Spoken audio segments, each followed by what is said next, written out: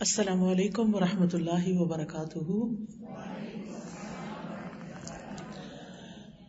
نحمده ونصلی علی رسولہ الکریم، اما بعد فاعوذ باللہ من الشیطان الرجیم، بسم اللہ الرحمن الرحیم، رب اشرح لی صدری ویسر لی امری واحلل عقدۃ من لسانی یفقہوا قولی۔ علم کی مجلس میں سب آنے والوں کو خوش آمدید کہتی ہوں۔ اللہ سبحانہ و تعالیٰ سے دعا کرتی ہوں کہ اللہ تعالیٰ ہمارے اس وقت میں برکت ڈالے اور ہم بہترین چیزیں سیکھ سکیں اور ہماری زندگیوں میں خوبصورت تبدیلی آئے۔ آج ہم انشاءاللہ پیارے رسول صلی اللہ علیہ وسلم کے پیارے اخلاق کے بارے میں کچھ باتیں پڑھیں گے، کیونکہ ہم سب کو ریمائنڈرز کی ضرورت رہتی ہے۔ ہم سب گرو کرتے ہیں، فزیکلی بھی اور اسپرچولی بھی۔ ہمیں اخلاقی طور پر بھی ہمیشہ گرو کرتے رہنا چاہیے، کیونکہ اچھے اخلاق کی بہت زیادہ اہمیت ہے، بہت زیادہ فضیلت ہے ہمارے دین میں۔ رسول اللہ صلی اللہ علیہ وسلم نے فرمایا کہ تمام مومنوں میں سے سب سے زیادہ کامل یعنی مکمل ایمان والے وہ لوگ ہیں جن کے اخلاق اچھے ہوں۔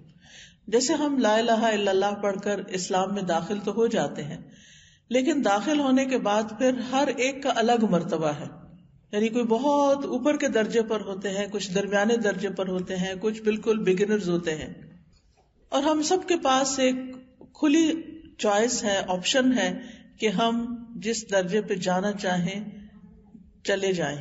اس کے لیے تمنا کریں، خواہش کریں، ارادہ کریں، نیت کریں، کوشش کریں، لیکن اس کے لیے ان کوششوں میں بڑی اہم کوشش علم کا حاصل کرنا بھی ہے، کہ ہمیں معلوم ہو کہ درجات بلند کیسے ہوتے ہیں، ایمان کامل کیسے ہوتا ہے۔ یعنی ہر شخص کا ایمان تو ہے، لیکن ایمان بڑھتا بھی ہے اور ایمان گھٹتا بھی ہے۔ نیک اعمال سے ایمان بڑھتا ہے، اور انسان اگر کوئی غلط کام کرتا ہے تو ایمان گھٹتا بھی ہے۔ تو ہم سب کو مسلسل اپنے ایمان کی فکر کرنی چاہیے اور اس کو بڑھانے کی کوشش جاری رکھنی چاہیے۔ اس لیے ہمیں مسلسل اپنے اخلاق پر توجہ دینی چاہیے تاکہ ہمارا ایمان بڑھتا رہے اور ہمارا ایمان مکمل ہو جائے۔ رسول اللہ صلی اللہ علیہ وسلم نے فرمایا، ابن آدم نے کوئی ایسا عمل نہیں کیا جو نماز، آپس میں صلح کرانے اور اچھے اخلاق سے بہتر ہو۔ یعنی اچھا اخلاق جو ہے وہ بہترین اعمال میں سے ہے، جس کو یہاں نماز کے برابر ایک طرح سے درجہ قرار دیا گیا۔ نماز چونکہ اللہ سبحانہ وتعالیٰ کا حق ہے، وہ اپنی جگہ بڑی اہم چیز ہے، لیکن بندوں کے حقوق میں سے اہم ترین حق یہ ہے کہ ہم ان کے ساتھ جب معاملہ کریں، جب ہم ان کے ساتھ پیش آئیں تو اچھے طریقے سے پیش آئیں۔ رسول اللہ صلی اللہ علیہ وسلم نے اس بات کو مزید اس طرح بھی واضح فرمایا کہ بے شک مومن اچھے اخلاق کے ذریعے روزہ دار اور قیام اللیل کرنے والے کا درجہ حاصل کر لیتا ہے۔ یعنی بعض لوگ ہوتے ہیں، ان کو اللہ تعالیٰ توفیق دیتا ہے، وہ نفلی روزے بھی بہت رکھتے ہیں اور راتوں کو جاگتے بھی ہیں، تہجد پڑھتے ہیں، لیکن بعض لوگ یہ سب کچھ نہیں کر سکتے اپنی زندگی کی مصروفیات کی وجہ سے۔ لیکن وہ ان کے درجے تک کیسے پہنچے؟ اچھے اخلاق کے ذریعے۔ یعنی مثلاً آپ اپنے گھر میں ہیں تو اچھا اخلاق تو گھر والوں سے ہی شروع ہوتا ہے۔ گھر میں ہے تو گھر میں صحیح، گھر میں نہیں، باہر ہے، اپنے کام پہ، اپنی جاب میں ہے، تو جس بھی انسان کے ساتھ آپ کا معاملہ پیش آئے، چاہے وہ آپ کا رشتہ دار ہو، چاہے وہ آپ کا دوست ہو، چاہے وہ بالکل اجنبی ہو، ان نون پرسن ہو، کوئی بھی ہو، لیکن جب آپ کی اس کے ساتھ ڈیلنگ ہو تو اچھے طریقے سے ہو۔ اور اگر کوئی انسان اس چیز کی پابندی کرتا ہے تو ایسا ہی ہے جیسے روزے رکھنے والا اور تہجد گزار انسان ہے۔ اور ویسے بھی یہ ہے کہ انسان نہ صرف اچھے اخلاق کے ذریعے انسانوں کے قریب ہو جاتا ہے، انسانوں کا محبوب بن جاتا ہے، بلکہ ایسا شخص اللہ تعالیٰ کا بھی محبوب ہوتا ہے۔ اللہ تعالیٰ ایسے شخص سے محبت کرتا ہے جس کا اخلاق اچھا ہوتا ہے۔ نہ صرف یہ کہ اللہ سبحانہ تعالیٰ بلکہ قیامت کے دن اچھے اخلاق والے لوگ نبی صلی اللہ علیہ وسلم سے بھی بہت قریب ہوں گے۔ آپ نے فرمایا، بے شک تم میں قیامت کے نزدیک سب سے زیادہ مجھے محبوب، یعنی جن سے مجھے محبت ہوگی، اور قریب بیٹھنے والے، یعنی جو آپ کی مجلس کے قریب ترین ہوں گے، وہ لوگ ہوں گے جو بہترین اخلاق والے ہیں، یعنی ان کو آگے جگہ ملے گی. اور آپ نے اپنی امت میں سے بھی بہترین لوگ انہیں قرار دیا. فرمایا میری امت کے بہترین لوگ وہ ہیں جو اخلاق کے لحاظ سے سب سے اچھے ہیں.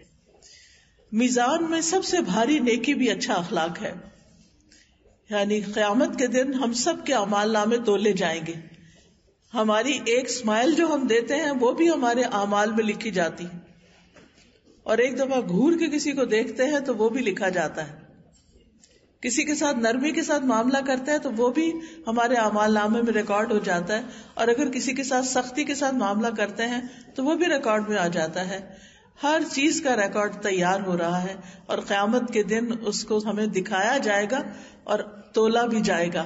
اور سب سے بھاری اعمال نامہ اس کا ہوگا جس کے اعمال نامے میں اچھے اخلاق ہوں گے. اور ہم دیکھتے ہیں کہ اچھے اخلاق میں سب سے زیادہ جو ہمارے لیے رول ماڈل ہیں، اسوہ حسنہ ہیں، اور جن کے اچھے اخلاق کی تعریف اللہ سبحانہ وتعالیٰ نے کی ہے، وہ خود محمد الرسول اللہ صلی اللہ علیہ وسلم ہے. اس لیے اگر ہمیں اچھا اخلاق اپنانا ہے تو ہمیں دیکھنا ہوگا کہ رسول اللہ صلی اللہ علیہ وسلم کا اخلاق کیا تھا، آپ کا طریقہ کیا تھا، آپ لوگوں کے ساتھ کیسے ڈیل کرتے تھے، کس طرح پیش آتے تھے، آپ کا لین دین کیسے تھا، آپ اپنے گھر میں کیسے تھے، آپ اپنے دوستوں کے ساتھ کیسے تھے، آپ صحابہ کے ساتھ کیسے تھے، آپ اپنے ہمسایوں کے ساتھ کیسے تھے، ایون آپ قیدیوں کے ساتھ اور اپنے دشمنوں کے ساتھ کیسے تھے، ان کے ساتھ آپ کا رویہ اور معاملہ کیسا تھا. قرآن مجید میں اللہ تعالیٰ فرماتے ہیں وَإِنَّكَ لَعَلَىٰ خُلُقٍ عَظِيمٍ، بے شک آپ اخلاق کی بلندیوں پر فائز ہیں. یعنی اگر یوں کہا جائے کہ آدم علیہ السلام سے لے کر آخری انسان تک دنیا میں جتنے بھی انسان آئے ہیں ان میں سے سب سے اچھا اخلاق کس کا تھا، تو وہ رسول اللہ صلی اللہ علیہ وسلم کا تھا، کیونکہ آپ کو یہ سند اللہ تعالی کی طرف سے ملی ہے. اور اگر ہم اچھے اخلاق والے بننا چاہتے ہیں تو ہمیں اپنا اخلاق ان کی طرح کرنا ہوگا، وہ ہمارا معیار ہے. دنیا میں اچھے اخلاق میں بہت ساری کتابیں ہیں، بہت سے طریقے بتائے جاتے ہیں، لیکن ہمارا کرائیٹیریا وہی ہونا چاہیے جو اللہ سبحانہ تعالیٰ نے سیٹ کیا اور وہ محمد رسول اللہ صلی اللہ علیہ وسلم کے ذریعے ہمیں ملا. آپ صلی اللہ علیہ وسلم نے یہ بھی فرمایا کہ یقیناً مجھے اچھے اخلاق کی تکمیل کے لیے بھیجا گیا ہے. یعنی نبی صلی اللہ علیہ وسلم کا دنیا میں آنے کا مقصد کیا تھا کہ خوبصورت بہترین اچھے اخلاق مکمل کر دیے جائیں. یعنی اخلاق کے چیپٹر میں کوئی ایسی چیز نہ چھٹے کہ جو نہ بتائی گئی ہو. گویا آپ کا اخلاق مکمل ترین بھی تھا اور آپ نے لوگوں کے لیے اس کو بہترین طریقے سے پیش بھی کیا. اور آپ فرمایا کرتے تھے تم میں سب سے بہتر شخص وہ ہے جس کے اخلاق اچھے ہوں.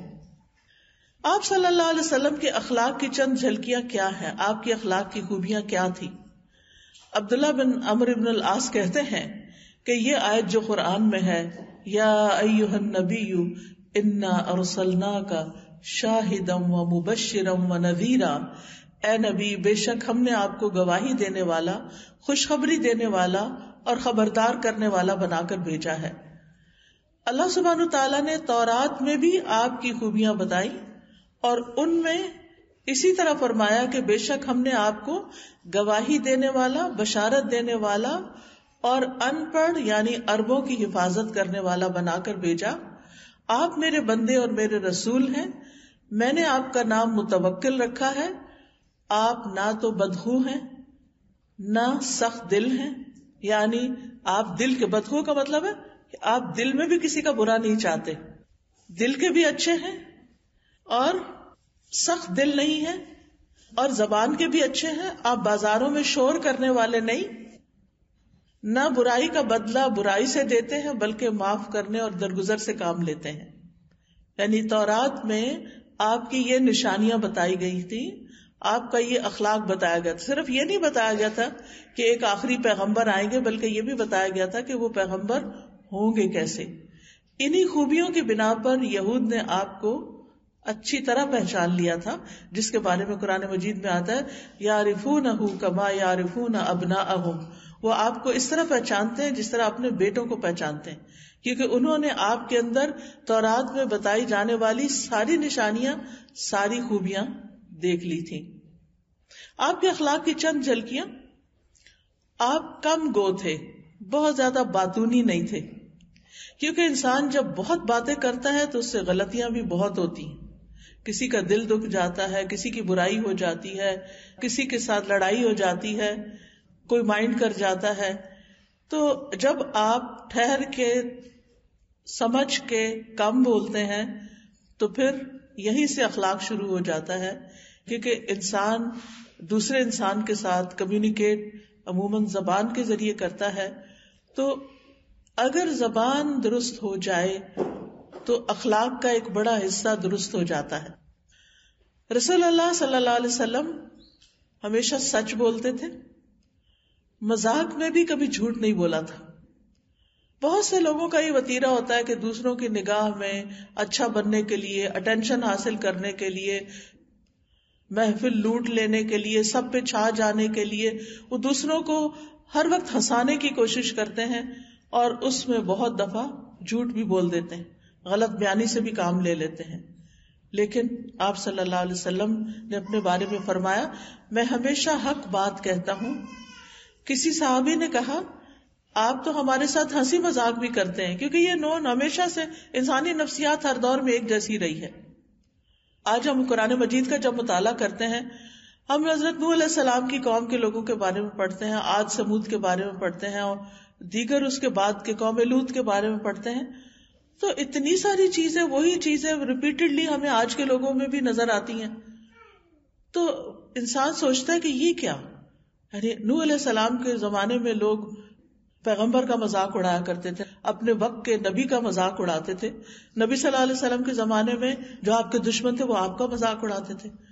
وہ سب سے پہلے پیغمبر ہیں رسولوں میں سے. حضرت آدم نبی تھے، وہ رسول تھے. تو سب سے پہلے پیغمبر اور آخری پیغمبر کی امتوں نے ان کے ساتھ ایک ہی جیسا سلوک کیا.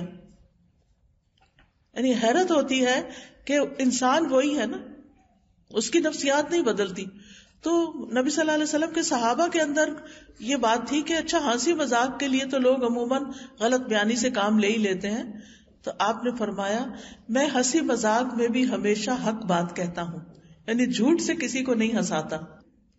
اسی طرح آپ کے اخلاق کی بہترین خوبی یہ تھی کہ آپ بہت حیادار تھے، لحاظ والے تھے. ایک روایت میں آتا ہے آپ پردہ نشین کنواری لڑکیوں سے بھی زیادہ شرمیلے تھے. جب آپ کوئی ایسی چیز دیکھتے جو آپ کو پسند نہ ہوتی تو ہم آپ کے چہرے سے پہچان لیتے تھے، یعنی چہرے سے اس کا بس اظہار ہو جاتا تھا. ہمیشہ مسکراتے تھے. عبداللہ بن حارث فرماتے ہیں کہ میں نے کسی کو بھی رسول اللہ صلی اللہ علیہ وسلم سے زیادہ مسکراتے ہوئے نہیں دیکھا. یعنی ہم لوگ بعض اوقات تکلفاً کچھ مسکرا لیتے ہیں، کسی دل پسند انسان کو دیکھتے ہیں تو خوش ہو کے مسکرا لیتے ہیں، لیکن ہماری عادت نہیں بنتی مسکرانا. جبکہ نبی صلی اللہ علیہ وسلم ہمیشہ مسکراتے رہتے تھے. اس میں کوئی آپ سے آگے نہیں نکل سکا، کوئی آپ سے جیت نہیں سکا. لیکن آج ہم کہاں کھڑے ہیں، ہمارے چہروں پر کتنی مسکراہٹ ہوتی ہے. لیکن نبی صلی اللہ علیہ وسلم کبھی کھل کھلا کے نہیں ہنستے تھے. آپ ہنستے تھے لیکن اس میں آواز نہیں ہوتی تھی. آپ کہہ لگا کے نہیں ہنستے تھے. اور کبھی ہنسنے میں آپ کے حلق کا یہ جو کوا ہوتا ہے، یعنی کہ آگے تک منہ کھل جائے تو وہ گلا نظر آنے لگتا ہے، کبھی کسی کو یہ نظر نہیں آیا تھا. حضرت عائشہ فرماتی ہیں کہ آپ تبسم فرمایا کرتے تھے، زیادہ مسکراتے تھے، اونچی آواز سے نہیں ہنستے تھے، کیونکہ یہ وقار کے خلاف ہے نا، اور خاص طور پر ایک نبی کے وقار کے خلاف. تو پھر یہی عادات صحابہ کرام میں بھی آئیں. اسی طرح آپ کے اندر بے پناہ تواضع تھی. آپ بہت ہمبل تھے. زمین پر بیٹھ جایا کرتے تھے، زمین پر بیٹھ کر کھاتے تھے، بکری کا دودھ خود دو لیتے تھے، جو کی روٹی کی دعوت دینے والے غلام کی بھی دعوت قبول کر لیتے تھے. یعنی کوئی بھی آپ کے لیے بڑا چھوٹا نہیں تھا. انسانوں سے انسان کی حیثیت سے محبت کرتے تھے. اور کوئی معمولی انسان بھی آ جاتا تو وہ بھی آپ کے نزدیک اتنا ہی امپورٹنٹ ہوتا جتنا کوئی اہم ترین انسان ہوتا.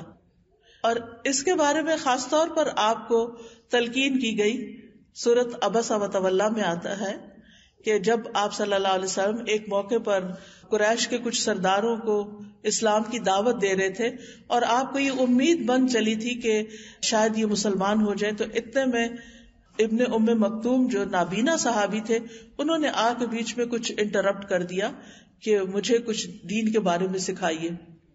وہ کچھ سیکھنے کے لیے آئے تھے، انہیں نہیں پتا تھا کہ آپ کس سے بات کر رہے ہیں اور آپ کتنی اہم بات کر رہے ہیں. تو تھوڑا سا آپ کو ناگوار گزرا اور آپ کے چہرے پر تھوڑے سے تیوری پہ بل آ گئے. عبداللہ بن ابن ام مکتوم جو تھے وہ تو نہیں دیکھ سکتے تھے، لیکن اللہ سبحانہ وتعالیٰ تو دیکھ رہے تھے.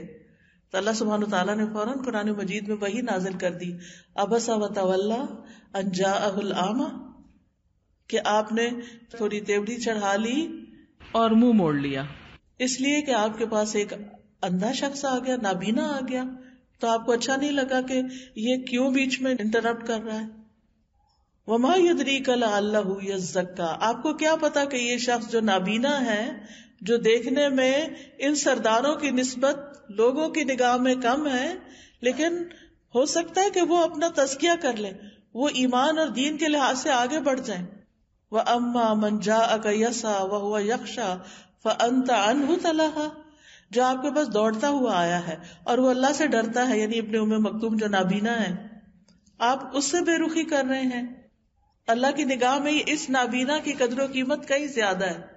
اللہ سبحانہ و تعالی قیامت کے دن لوگوں کو ان کے دنیاوی سٹیٹس کے مطابق نہیں ٹریٹ کریں گے، ان کے ایمان کے مطابق ان سے ڈیل کریں گے. جس کا ایمان زیادہ ہے، جس کا اخلاق اچھا ہے، وہ کہیں آگے ہوگا بنسبت اس شخص کے جس کے پاس بہت مال ہے یا دنیا میں اس کا بہت شہرہ ہے لیکن اخلاق اچھا نہیں ہے. اور اس میں ہم دیکھتے ہیں کہ نبی صلی اللہ علیہ وسلم کو ایک دفعہ جنت میں لے جایا گیا تو آپ نے اپنے آگے آگے ایک قدموں کی آواز سنی کہ کوئی چل رہا ہے، کسی کے چلنے کی آواز سنی. آپ نے پوچھا کہ یہ کون ہے؟ بتایا گیا کہ یہ بلال ہیں، بلال رضی اللہ عنہ ہیں. تو آپ نے واپس آ کر حضرت بلال سے پوچھا کہ وہ تمہارا کون سا عمل ہے کہ جس کی وجہ سے میں نے تمہارے قدموں کی چال اپنے سے آگے سنی. تو نے کہا کہ میں نے کبھی کسی کو بتایا تو نہیں، لیکن آپ نے پوچھا تو میں بتا رہا ہوں کہ میں جب بھی میرا وضو نہیں رہتا تو میں وضو کر لیتا ہوں اور 2 رکعت پڑھ لیتا ہوں. ایسا شخص جو پاکیزہ ہے، جو باوضو رہتا ہے لیکن حبشی غلام ہے، نہ اس کا گھر ہے، نہ اس کی بیوی ہے، نہ اس کے بچے ہیں، نہ اس کا مکہ میں کوئی سٹیٹس ہے، نہ کوئی بزنس ہے، لیکن جنت میں وہ آگے جا رہا ہے. اللہ سبحانہ و تعالیٰ کسی کی شکل نہیں دیکھتے، کسی کا رنگ نہیں دیکھتے، کسی کا مال نہیں دیکھتے، وہ اس کا دل دیکھتے ہیں، دل میں کیا ہے، اور اس کے اعمال دیکھتے ہیں، اخلاق کیسا ہے. کیونکہ اعمال میں سب سے بہترین چیز انسان کی عبادات کے بعد اس کا اخلاق ہی ہے. پھر اسی طرح آپ صلی اللہ علیہ وسلم انتہائی سخی تھے، کھلے دل کے مالک تھے اور سب انسانوں میں سے زیادہ سخاوت والے تھے. آپ سے کبھی کسی بھی چیز کا سوال کیا جاتا تو آپ اس کو دے دیتے تھے. ایک دفعہ ایک صحابیہ نے آپ کے لیے ایک چادر بنا کے بھیجی جس کی آپ کو ضرورت بھی تھی. تو اتنے میں ایک صحابی مجلس میں آئے تو انہوں نے کہا کہ آپ کی یہ چادر بڑی خوبصورت ہے، تو آپ نے وہ چادر اتار کو اس کو دے دی. تو صحابہ کہنے لگے یا رسول اللہ صلی اللہ علیہ وسلم، آپ کو خود اس سے زیادہ ضرورت تھی، آپ نے اس کو کیوں دے دیا؟ اور اس کو بھی ناراض ہونے لگے کہ تم نے کیوں لے لی. تو اس شخص نے کہا کہ میرا دل چاہتا تھا کہ جو چادر آپ نے پہنی ہے میں اس کا اپنا کفن بنا لوں. یعنی اس کی اپنی ایک محبت تھی، اس کو شاید یہ نہیں پتا تھا کہ آپ کو خود ضرورت ہے، لیکن آپ نے اپنی ضرورت کو پیچھے چھوڑ دیا، دوسرے کا دل رکھا اور اس کی پسند کے مطابق اس کو وہ چادر دے دی. یعنی اس سے آپ اندازہ لگا سکتے ہیں کہ آپ کتنی سخاوت کرتے تھے. ایک سخاوت وہ ہوتی ہے کہ آپ کے پاس کچھ ایکسٹرا بچ گیا ہے تو آپ دوسروں کو دے دیں، اور ایک سخاوت یہ ہوتی ہے کہ آپ کو بھی خود بھی ضرورت ہے اور پھر آپ دوسرے کی ضرورت کو زیادہ, یا ضرورت نہیں بھی تو دوسرے کے دل کو خوش کرنے کے لیے آپ اس کو دیتے ہیں. اور پھر یہ کہ اگر آپ کے پاس کچھ نہیں ہوتا تھا اور کوئی سوال کرتا تھا تو آپ ناراض نہیں ہوتے تھے کہ میرے پاس نہیں ہے, یا کوئی غلط طریقے سے جواب نہیں دیتے تھے, بلکہ خاموش ہو جاتے تھے, اور دوسرا شخص سمجھ جاتا تھا کہ آپ کے پاس اس وقت دینے کے لیے ہے نہیں, اس لیے آپ خاموش ہیں, اور وہ خاموشی سے سمجھ جاتے تھے. اسی طرح آپ بہت زیادہ رحم فرمانے والے تھے, بہت کائنڈ تھے دوسروں کے لیے. جب کوئی آپ کے پاس آتا تو آپ اس سے وعدہ کر لیتے, اگر آپ کے پاس وہ چیز ہوتی تو پوری کر دیتے, ورنہ وعدہ کر لیتے کہ پھر دوبارہ آ جانا, پھر دے دوں گا تمہیں. آپ ہمیشہ دوسروں کو معاف کر دیتے تھے. آپ نے کبھی اپنی ذات کے لیے انتقام نہیں لیا, بدلہ نہیں لیا. ہاں, اللہ کی حدیں ٹوٹتی, کوئی نافرمانی کرتا تو پھر آپ اس وقت اللہ کے حکم پر عمل کرتے. ایک خاتون تھی جن کا نام فاطمہ تھا, انہوں نے چوری کر لی, اور جیسا کہ آپ سب جانتے ہیں کہ اسلام میں چوری کی سزا ہاتھ کاٹنا ہے, تاکہ لوگ عبرت پکڑے اور کوئی کسی کی چوری نہ کرے. اسی لیے آپ دیکھیں کہ جن ملکوں میں یہ قانون ہے وہاں پر بہت کم چوریاں ہوتی ہیں, قتل بھی بہت کم ہوتے ہیں, لوگ امن و امان میں رہتے ہیں, کیونکہ انہوں نے ایک ایسا ڈسپلن قائم کر رکھا ہے. تو لوگوں نے کہا کہ یہ ایک شریف گھرانے کی خاتون ہے, اس کا ہاتھ کٹ گیا تو یہ تو بہت ایک بے عزتی کی بات ہے, تو کسی ایسے شخص کو آپ کے پاس بھیجتے ہیں جو آپ کو بہت پیارا ہے. تو انہوں نے کہا کہ نبی صلی اللہ علیہ وسلم حضرت اسامہ سے بڑی محبت کرتے ہیں اور آپ کی کوئی بات ٹالتے نہیں ہیں, تو ان کو بھیجتے ہیں. تو جب وہ حضرت اسامہ نے جا کے نبی صلی اللہ علیہ وسلم سے سفارش کی تو آپ نے فرمایا اگر فاطمہ بنت محمد بھی چوری کرتی, یعنی میری بیٹی بھی اگر ایسا کرتی تو میں اس کا ہاتھ بھی کاٹ ڈالتا, صلی اللہ علیہ وسلم. تو اس سے آپ اندازہ لگائیں کہ عام حالات میں آپ بہت نرم دل تھے, لیکن جہاں اصول کی بات ہوتی, ڈسپلن کی بات ہوتی, تو اس کو نہیں توڑتے تھے, چاہے اس کی زد آپ کے اپنے گھرانے پر ہی کیوں نہ پڑے. اسی طرح یہ ہے کہ جب آپ کو غصہ آتا تھا آپ فحش گو نہیں تھے, کبھی کسی کو گالی نہیں دی, کبھی اپنی زبان سے کوئی گھٹیا لفظ نہیں نکالا. یہ بھی خاص دھیان رکھیے. یعنی بعض اوقات ہم دوسروں کو خوش کرنے کے لیے, ہنسانے کے لیے غلط قسم کے لفظ یا گھٹیا زبان بھی بول دیتے ہیں. اس سے بھی بچنا چاہیے کیونکہ یہ اخلاق کے منافی ہے. تو آپ صلی اللہ علیہ وسلم فحش گو نہیں تھے, لعنت ملامت کرنے والے نہیں تھے, گالی نہیں دیتے تھے. آپ کو اگر بہت غصہ آتا تھا تو آپ بس اتنا کہتے تھے اس کی پیشانی خاک میں ملے. اس کو کیا ہو گیا ہے, اس کا کیا مطلب ہے پیشانی خاک میں ملے؟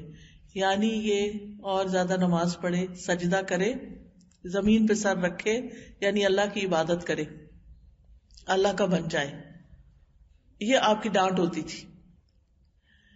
اسی طرح جب خوشی حاصل ہوتی, غصہ آنے پر آپ کا ریاکشن کیا تھا؟ خوشی حاصل ہوتی تو کیا کرتے؟ آپ کا چہرہ مبارک چمکنے لگتا, ایسے گویا چاند کا ایک ٹکڑا. اور صحابہ کہتے ہیں کہ ہم آپ کے چہرے کے تاثرات سے پہچان لیتے کہ آپ خوش ہیں. یعنی آپ بلینک فیس نہیں تھے, اس پہ غصہ بھی نظر آتا تھا, اس پہ مسکراہٹ بھی نظر آتی تھی, اس پہ خوشی بھی نظر آتی تھی. تو بعض اوقات ہم اس طرح الوف ہو جاتے ہیں, نہ پتہ چلتا ہے غصے میں ہے, نہ پتہ چلتا ہے خوش ہے, نہ پتہ چلتا ہے ناراض ہے, نہ پتہ چلتا ہے تھکے میں ہے, نہ پتہ چلتا ہے بھوکے ہیں, نہ کچھ بتاتے ہی نہیں. آپ خود ہی معلوم کر لو. دوسروں کو پہلیاں بجھواتے ہیں اور پھر ان کو اگر پتہ نہ چلے تو ان پہ اور غصہ کرتے ہیں اور سمجھتے کہ ہمارا حق ہے.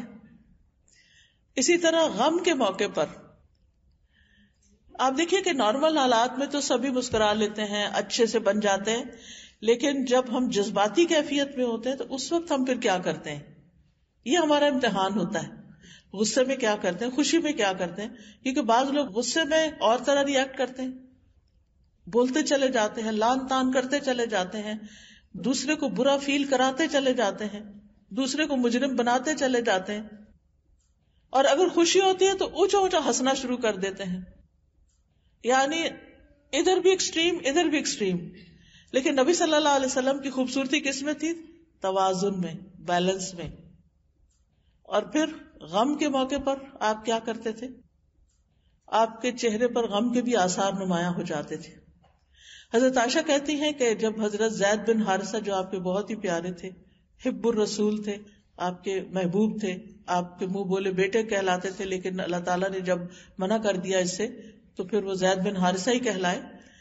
دوسرے جعفر بن ابی طالب تھے جو آپ کے کزن تھے، چچا کے بیٹے تھے، یہ بھی آپ کو بہت عزیز تھے. اور ایک اور صحابی تھے عبداللہ بن رواحہ، یہ یکے بعد دیگرے جنگ موتا میں قتل ہو گئے، شہید ہو گئے. اور آپ صلی اللہ علیہ وسلم کو جب اس کی خبر ملی تو آپ مسجد میں بیٹھ گئے. آپ کے چہرے پر حزن و ملال یعنی غم کے آثار تھے، یعنی آپ بہت رنجیدہ تھے اور چہرے سے نظر آ رہا تھا.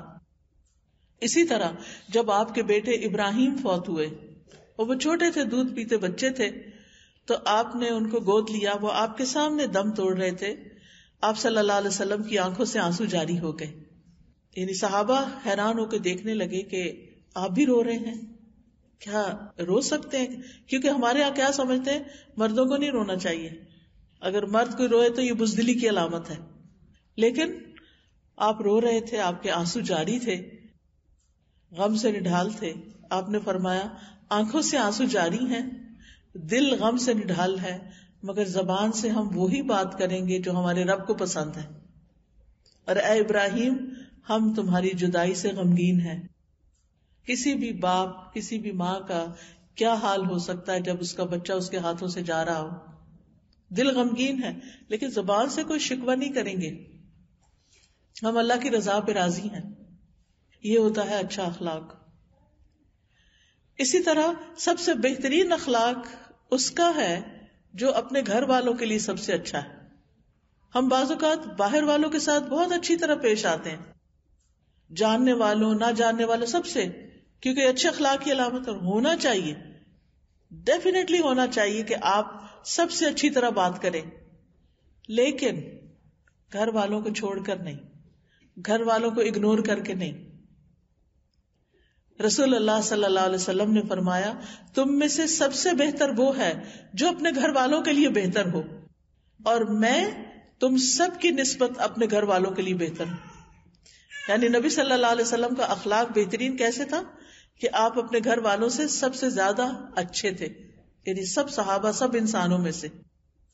کیونکہ باہر انسان وقتی طور پر کسی سے ملتا ہے، ہمیں ان کی ہسٹری نہیں پتا ہوتی، ہمیں ان کے اچھے برے کام بھی نہیں پتا ہوتے، ہم بس انسان کی طرح ان کے ساتھ اچھی طرح بات کر رہے ہوتے ہیں. لیکن ہم اپنے گھر میں ہر ایک کو خوب اچھی طرح جانتے ہیں، کیونکہ ساتھ ساتھ رہتے ہیں نا.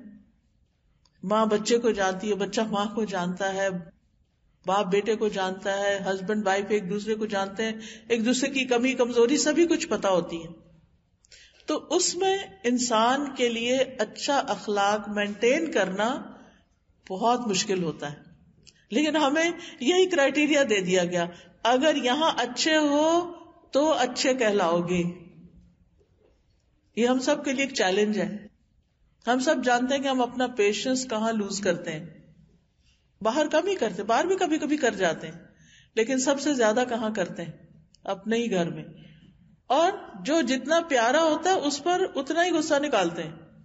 جیسے اپنے بچے، ہم سمجھتے ہیں یہ ہمارا حق ہے کہ ہم ان کو جتنا چاہے ڈانٹ لیں، ہم ان کے ساتھ جو چاہے کریں، ہمارے بچے ہیں نا، ہم ان کو اپنی ملکیت سمجھتے ہیں، غلام سمجھتے ہیں. حالانکہ ایسا نہیں ہے، وہ ایک انڈیویجول بھی ہیں، ان کی بھی ریسپیکٹ کرنی چاہیے، ان کا بھی خیال کرنا چاہیے، ان کی بھی ایک لائف ہوتی ہے. لیکن ہمیں سب سے پہلے گھر سے شروع کرنا ہے، اپنے بچے، اپنے شوہر. کیونکہ دیکھا یہ گیا ہے کہ جو میاں بیوی آپس میں بہت لڑتے ہیں اس کے برے اثرات ان کے بچوں میں بہت پڑتے ہیں. کیونکہ بچے ڈیسائیڈ نہیں کر سکتے، بچوں کے لیے دونوں ہی پیارے ہوتے ہیں، ان کو ماں بھی چاہیے، ان کو باپ بھی چاہیے. یہ عقل بہت دیر سے آتی ہے کہ کون ان کے لیے زیادہ سیکریفائس کرنے والا ہے. اور بعض اوقات ایسا بھی ہوتا ہے کہ بچے جب بڑے ہوتے ہیں اور اپنی خود سے جب سوچنا شروع کرتے ہیں تو بعض اوقات وہ کسی ایک پیرنٹ کو جس نے بہت قربانیاں بھی کی ہوتی ہیں انہی کے خلاف ہو جاتے ہیں، کیونکہ ان کے منہ سے دوسرے شخص کے لیے بہت کچھ برا سنا ہوا ہوتا ہے. تو جو آپ کسی کے لیے کرتے ہیں وہ واپس آپ پر ہی پلٹ آتا ہے. تو بہرحال نبی صلی اللہ علیہ وسلم کے بارے میں حضرت عائشہ سے پوچھا گیا، بیوی سے پوچھا جا رہا ہے اب کہ آپ صلی اللہ علیہ وسلم کا اپنے گھر والوں کے ساتھ اخلاق کیسا تھا؟ تو حضرت عائشہ کہتی ہیں نبی صلی اللہ علیہ وسلم تمام لوگوں میں سب سے زیادہ اچھے اخلاق والے تھے، بےہودہ باتیں نہیں کرتے تھے، بدتکلف بےہودہ نہیں کرتے تھے، بازاروں میں شور نہیں مچاتے تھے، برائی کا بدلہ برائی سے نہیں دیتے تھے، معاف کر دیتے تھے، درگزر کرتے تھے. اور آپ دیکھیے کہ اچھا اخلاق ہو نہیں سکتا جب تک آپ معاف نہیں کرتے. مثلا اگر کسی نے غلطی کی ہے اور آپ بھی وہی کچھ کر رہے ہیں تو پھر فرق کیا رہ گیا؟ جب ایک غلطی کرتا ہے اور دوسرا معاف کر دیتا ہے، ٹھیک ہے وقتی طور پر آپ کو غصہ آ جاتا ہے، لیکن آپ اپنی زبان سے کوئی بات نہیں نکالتے، آپ خاموشی اختیار کر لیتے ہیں، آپ وہاں سے اٹھ جاتے ہیں، آپ کہیں اور چلے جاتے ہیں، یہ سب ٹھیک ہے. لیکن اگر آپ چیخنا چلانا شروع کر دیتے ہیں، آپس میں لڑائی جھگڑا شروع کر دیتے ہیں، اور بعض اوقات آپ دیکھیں کہ چھوٹی سی بات سے بات شروع ہوتی ہے، کیونکہ شیطان ہر وقت اس بات کی طاق میں رہتا ہے کہ محبت کرنے والوں کے درمیان پھوٹ ڈالی جائے، کیونکہ محبت زندگی کو خوبصورت بناتی ہے. اور اللہ سبحانہ تعالیٰ نے ہسبینڈ وائف کے بیچ میں ایک قدرتی محبت رکھی، بالکل اجنبی ہوتے ہیں لیکن اللہ تعالیٰ فرماتے ہیں کہ وَجَعَلَ بَيْنَكُمْ مَوَدَّةً وَرَحْمَةً، محبت اور رحمت دو چیزیں اللہ تعالیٰ دلوں میں ڈال دیتا ہے. لیکن شیطان کا کام کیا ہے کہ انسان چین سے نہ رہ سکیں، آرام سے نہ رہ سکیں، ان کے درمیان ضرور لڑائی ڈلوائی جائے. لہٰذا وہ چھوٹی چھوٹی باتوں کو ایشو بنا کر آپس میں تلخی پیدا کر دیتا ہے، اور جب تلخی ایک دفعہ ہو جاتی سارا دن خراب ہو جاتا ہے، ساری رات خراب ہو جاتی ہے، حاصل کچھ بھی نہیں ہوتا. چند لمحے اگر کنٹرول کر لیا جائے، صبر کر لیا جائے تو بولنے سے زیادہ خاموشی بہتر ہوتی ہے. یعنی غصہ آ رہا ہے آپ کو تو غصے کا اظہار خاموشی سے کر لیں بجائے بولنے کے. کم از کم ہمارے فرشتے تو آرام پائیں گے نا، ان کو بھی شاید جلدی جلدی لکھنا پڑتا ہوگا. پھر اسی طرح یہ ہے کہ نبی صلی اللہ علیہ وسلم اپنی ازواج مطہرات کا خیال رکھتے تھے. حضرت انس کہتے ہیں کہ نبی صلی اللہ علیہ وسلم اپنی ازواج کے پاس تشریف لائے. اونٹ ہانکنے والا اونٹوں کو تیز تیز ہانک رہا تھا، یعنی سواری پہ تھی ازواج مطہرات. اس کا نام انجشہ تھا، اونٹ چلانے والے کا ڈرائیور جو تھا. آپ نے فرمایا انجشہ ویحک ہوتا ہے کیا ہو گیا تمہیں، جیسے ہم کہتے واٹس رانگ ود یو، اونٹوں کو آہستہ آہستہ چلاؤ، نازک آپ گینے ہیں. یعنی خواتین کی رائڈ ایسی نہ ہو، کیونکہ آپ کو پتا نا کہ اونٹ جب چلتا ہے تو بہت زیادہ وہ ہلتا ہے، اور اگر بہت زیادہ اس کو دوڑایا جا رہا ہے تو وہ تو اتنا زیادہ آگے پیچھے ہوگا کہ انسان کی ہڈیاں ہی ہل جائیں. تو نبی صلی اللہ علیہ وسلم نے خاص طور پر تلقین کی کہ ایسا مت کرو، خواتین بیٹھی ہیں اوپر. یعنی اس سے آپ اندازہ لگا سکتے ہیں کہ وہ کن کن باتوں کی کیئر کرتے تھے. اسی طرح حضرت عائشہ کے ساتھ نبی صلی اللہ علیہ وسلم کا اتنا خوبصورت تعلق تھا کہ حضرت عائشہ جہاں پانی پی کر رکھتی تھی، نبی صلی اللہ علیہ وسلم اسی گلاس سے اسی جگہ سے منہ لگا کے پانی پیتے تھے. حضرت عائشہ گوشت کھا کر ہڈی رکھتے تھی، آپ صلی اللہ علیہ وسلم اس ہڈی کو اٹھا کر پھر چوس لیتے تھے. یعنی آپ یہ نہیں کہتے تھے یہ تو عورت کا کھایا ہوا اور عورت کا چھوڑا ہوا ہے اور عورت کا جھوٹا ہے، نہیں. تو اس سے آپ اندازہ لگا سکتے ہیں کہ آپ کے اندر تواضع بھی کتنی تھی اور محبت کا اظہار بھی کیسے کرتے تھے. اسی طرح بچوں کے ساتھ آپ کا اخلاق بہت اچھا ہے. آپ دیکھیں کہ عام طور پر یہ ہوتا ہے کہ ہم اپنے سے بڑوں کے ساتھ احترام سے پیش آ جاتے ہیں. اگر ہم ان سے کوئی ناراضگی بھی ہو تو تب بھی ہم خاموش ہو جاتے ہیں. اپنے پیرنٹس ہیں جیسے، یا استاد ہیں یا کوئی بھی، اگر ہمیں ان کی کوئی بات پسند نہ آئے تو ہم بہت ری ایکشن نہیں شو کرتے. کچھ لوگ تو میں کہتی ہوں یہ بدبختی ہی ہوگی کہ جو اپنے ماں باپ کے آگے بولتے ہیں، بدتمیزی کرتے ہیں، بد اخلاقی کرتے ہیں، اور آزادی کے نام پر جو جی میں آئے وہ کہنا شروع کر دیتے ہیں. اس سے بڑا بدبخت کوئی نہیں جو اپنے والدین کے ساتھ ایسا سلوک کرے. لیکن ہم عام طور پر جو ہمارے برابر کے لوگ ہوتے ہیں، چاہے اسٹیٹس میں برابر ہوں، چاہے عمر میں برابر ہوں، چاہے علم میں برابر ہوں، یا کولیگز ہوں ہمارے ساتھ کام کرتے ہوں، تو ان کے ساتھ ہم بہت احتیاط سے چلتے ہیں، کیونکہ ہمیں پتا اگر ہم نے ان کے ساتھ کچھ کیا تو یہ بھی ہمارے ساتھ جواباً پھر ویسا ہی کریں گے. تو وہاں تھوڑا سا ہم بہتر ہوتے ہیں. لیکن جو ہم سے چھوٹے ہوتے ہیں عام طور پر ان کے ساتھ ہمارا رویہ اچھا نہیں ہوتا. ہم سب مائیں ہیں، ہم سب اپنے اپنے بارے میں سوچیں کہ ہم اپنے بچوں کے ساتھ کیسے ہیں، کتنا صبر ہے. آج ایک میٹنگ تھی ہماری ٹیچرز کے ساتھ جو بچوں کی کلاسز لیتی ہیں، تو ان سے مختلف ایشوز پر ڈسکشن ہو رہی تھی. تو وہ بتا رہی تھی کہ ہم بچوں کے ساتھ بات چیت کرتے ہیں. تو میں نے کہا کہ کیا بات چیت کرتے ہیں مثلاً؟ تو وہ کہتی کہ ایک بچہ کہتا ہے کہ میری ماما مجھے ہر روز ڈانٹتی ہیں کہ تم اپنا بستر بناؤ، لیکن ایک دن بھی انہوں نے مجھے یہ نہیں بتایا کہ کیسے بناؤں، اور مجھے سمجھ نہیں آتی میں کیا کروں. کہتے پھر میرے ڈیڈی نے مجھے بستر بنانا سکھایا.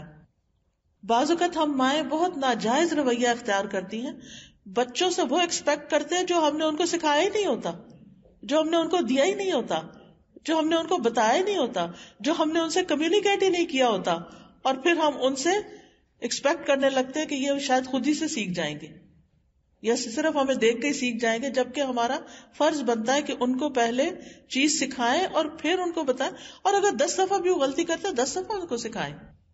تو اس لیے نبی صلی اللہ علیہ وسلم کے اخلاق کی یہ خوبی کہ آپ کیا کرتے تھے، بچوں کے ساتھ بہت پیار سے محبت سے پیش آتے تھے. انس بن مالک کہتے ہیں میں نے رسول اللہ صلی اللہ علیہ وسلم سے بڑھ کر کسی کو بچوں پر شفقت کرتے ہوئے نہیں دیکھا. کہ آپ بچوں کے ساتھ کتنی محبت کرتے تھے، کتنی نرمی سے بات کرتے تھے، پیار سے مخاطب کرتے تھے. حضرت انس کہتے ہیں کہ نبی صلی اللہ علیہ وسلم زینب بنت ام سلمہ کے ساتھ کھیلتے بھی تھے. آپ کو معلوم ہے نا کہ حضرت ام سلمہ بیوہ ہو گئی تھی، ان کے شوہر ابو سلمہ جو تھے وہ مدینہ میں آئے تھے اور کچھ عرصے کے بعد بیمار ہو کے فوت ہو گئے تھے. ام سلمہ رضی اللہ تعالی عنہا ان کی وفات پر بہت روئی تھی، اور نبی صلی اللہ علیہ وسلم نے ان کو صبر کی تلقین کی اور دعا سکھائی کہ اللہم اجرنی فی مصیبتی واخلف لی خیرا منہا، اللہ مجھے اپنی اس مصیبت کا اجر عطا فرما، یعنی جو مجھ پہ آئی ہے، اور مجھے اس سے بہتر شوہر عطا فرما. وہ کہنے لگی کہ یہ دعا تو میں نے مانگ لی، لیکن میں نے کہا کہ ابو سلمہ سے اچھا کوئی انسان نہیں ہو سکتا، یعنی انہیں اپنے شوہر سے اتنی محبت تھی. بہرحال کچھ عرصے کے بعد جب ان کی عدت وغیرہ ختم ہو گئی تو نبی صلی اللہ علیہ وسلم نے ان کو پروپوز کیا. بہت عقل مند خاتون تھی. تو انہوں نے کہا کہ میں اب بہت میچور ہو چکی ہوں اور میرے بچے چھوٹے ہیں، اور میں اپنے بچوں کے بارے میں بہت پروٹیکٹیو ہوں، اور اس لیے میں آپ سے شادی نہیں کر سکتی. آپ سوچئے کہ اللہ کے رسول صلی اللہ علیہ وسلم ان کو پروپوز کر رہے ہیں اور وہ انکار کر رہی ہیں. کس کی وجہ سے؟ بچوں کی وجہ سے اور اپنی کچھ عادات کی وجہ سے. تو آپ نے فرمایا کہ تمہارے بچے میرے بچے، یعنی میں ان کو لک آفٹر کروں گا. اور پھر ان کے لیے دعا کی کہ جو چیز تمہاری عادات میں تم رکاوٹ سمجھتی ہو میں اس کے لیے دعا کروں گا. anyway شادی ہو گئی. وہ چاروں بچے حضرت ام سلمہ کے ساتھ نبی صلی اللہ علیہ وسلم کے گھر میں آ گئے. آپ ان کی تربیت کرتے تھے. وہ واقعہ بھی یاد ہوگا کہ جب عمر بن ابی سلمہ تھے ان کے بیٹے، تو وہ جب کھانا کھاتے تھے تو جیسے بچوں کی عادت ہوتی ہے پلیٹ میں سے کبھی یہاں سے اٹھا لیا کبھی یہاں سے اٹھا لیا. وہ روایت کرتے ہیں کہ حدیث کہ میرا ہاتھ ہر جگہ گھومتا تھا. تو آپ صلی اللہ علیہ وسلم نے فرمایا کہ بیٹے اپنے آگے سے کھاؤ، بسم اللہ پڑھ کے کھاؤ، یعنی کھانا اس طرح کھاتے ہیں. اسی طرح چھوٹی ان کی بیٹی تھی حضرت زینب حضرت ام سلمہ کی، تو آپ اس کے ساتھ کھیلتے تھے اور انہیں بار بار پکارتے تھے زوینب زوینب، یعنی آپ اس بچی کو بھی توجہ دیتے تھے. یتیم بچی تھی، آپ کے گھر میں پل رہی تھی، لیکن کس طرح آپ اس سے محبت کرتے تھے. اب آپ دیکھیں ہمارے ہاں کیا حالات ہیں. اگر کسی بیوہ عورت کی شادی کسی مرد سے ہو ہی جائے، طلاق یافتہ کی ہو جائے اور اس کے بچے بھی ہوں، اول تو بچے کے ساتھ کوئی ایکسپٹ ہی نہیں کرتا. آج ہی کوئی مجھ سے کہہ رہا تھا کہ کسی کی شادی کا مسئلہ ہے، اس کے ساتھ بچی ہے اور کوئی بھی شادی کرنا نہیں چاہتا اس سے، کہ یہ بچی نہیں ہم لے سکتے ساتھ، اس بچی کی ہم ذمہ داری نہیں لے سکتے. اب ماں ہے، بچی کہاں چھوڑ دے؟ بعض اوقات تو ننیال ہوتے ہیں، ددیال ہوتے ہیں، بچے چلے جاتے ہیں، لیکن کہاں چھوڑے بچے؟ تو کوئی ایکسپٹ کرنے کو تیار نہیں ہوتا. حالانکہ اگر کوئی بیوہ عورت ہے اور یتیم بچہ آپ کے گھر میں پل رہا ہے تو اس سے بڑی کوئی سعادت نہیں. قیامت کے دن نبی صلی اللہ علیہ وسلم کے قریب جگہ ملے گی. آپ صلی اللہ علیہ وسلم نے بچوں کو بھی ایکسپٹ کیا اور ان کی تربیت بھی کی. کتنا بڑا دل تھا آپ کا. جابر کہتے ہیں میں نے رسول اللہ صلی اللہ علیہ وسلم کے ساتھ ظہر کی نماز پڑھی، پھر آپ اپنے گھر جانے کو نکلے، میں بھی آپ کے ساتھ چلا. سامنے کچھ بچے آ گئے، آپ نے ہر بچے کے رخسار پہ ہاتھ پھیرا، گال تھپتھپایا، پھر میرے رخسار پہ بھی ہاتھ پھیرا. آپ کے ہاتھ میں وہ ٹھنڈک اور وہ خوشبو تھی جیسے کسی نے خوشبو ساز کے ڈبے میں ہاتھ ڈال کے نکالا ہو. اور ایک جگہ پر آتا ہے کہ میں وہ ٹھنڈک ہمیشہ محسوس کرتا ہوں. یعنی اتنے پیارے ہاتھ تھے آپ صلی اللہ علیہ وسلم کے.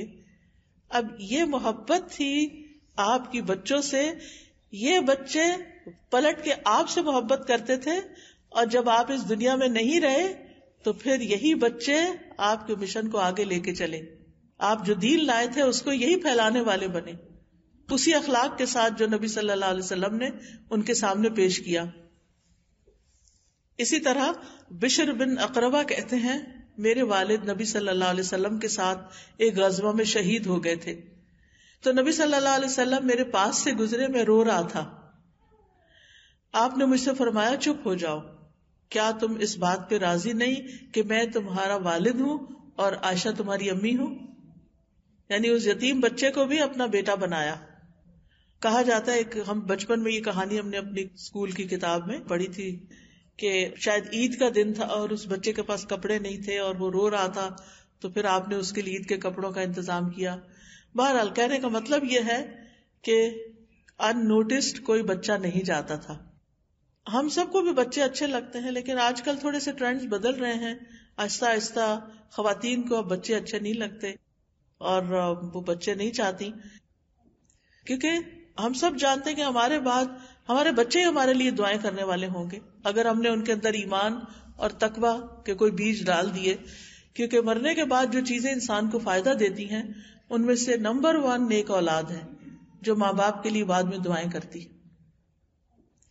تو کون سے بچے ماں باپ سے محبت کرتے ہیں؟ جو ماں باپ پہلے بچوں سے محبت کرتے ہیں. کون سے بچے ماں باپ کے لیے دعائیں کرتے ہیں؟ جو ماں باپ اپنے بچوں کو دعائیں سکھا دیتے ہیں. ہم میں سے کتنے ماں باپ نے اپنے بچوں کے ساتھ یہ محنت کی ہے کہ ان کو کم از کم وہ دعا تو سکھا دے، ان کو جنازے کی دعا تو سکھا دے کہ جب وہ ہمارا جنازہ پڑھیں. یہ تو اللہ کو پتا کس نے پہلے جانا کس نے بعد میں، لیکن عموماً تو بڑی جنریشن ہی پہلے جاتی ہے نا. کوئی ایکسیپشنلی چھوٹے بھی چلے جاتے ہیں پہلے، تو ان کو دعا تو پڑھنی آتی. اور اللہ نہ کرے کہ کوئی ایسی جگہ ہو کہ جہاں کوئی اور پڑھانے والا ہی نہ ہو.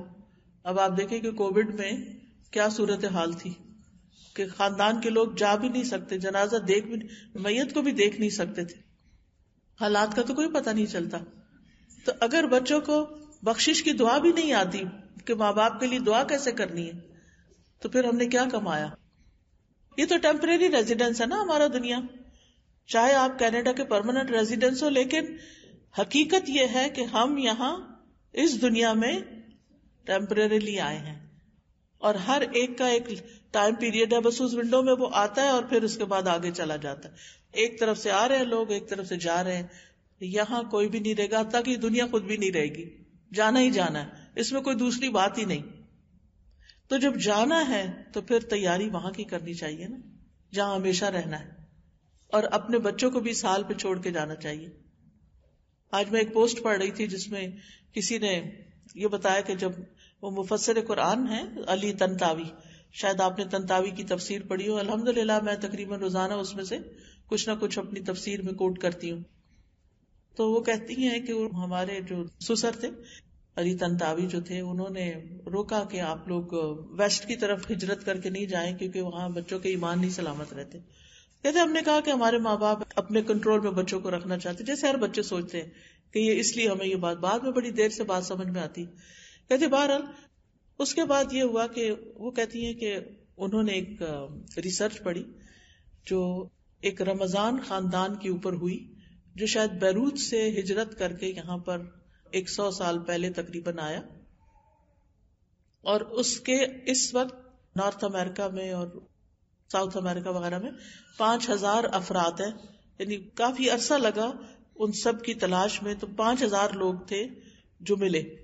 انہوں نے پورے اسٹیٹسٹکس دیے ہوئے تھے کہ جو 80 سال پہلے لوگ تھے ان کے کتنے بچے کرسچن ہو چکے، مسلمان نہیں رہے، جو 60 سال پہلے تھے، جو 20 سال پہلے تھے.